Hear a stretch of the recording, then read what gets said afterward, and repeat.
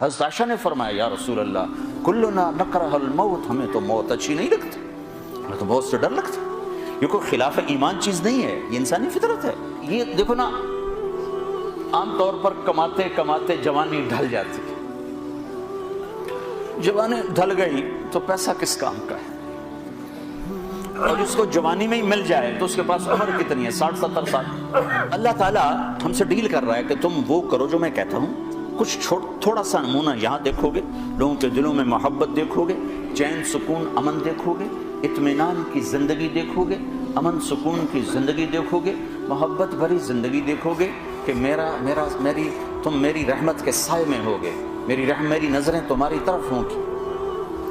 اور موت کے بعد جو سب سے بڑی تمنا ہے کہ مرے نہیں، تو پہلا انعام جنت کے دروازے پر، پہلا انعام اعلان، میرے بندو زندگی مبارک ہو، موت ختم۔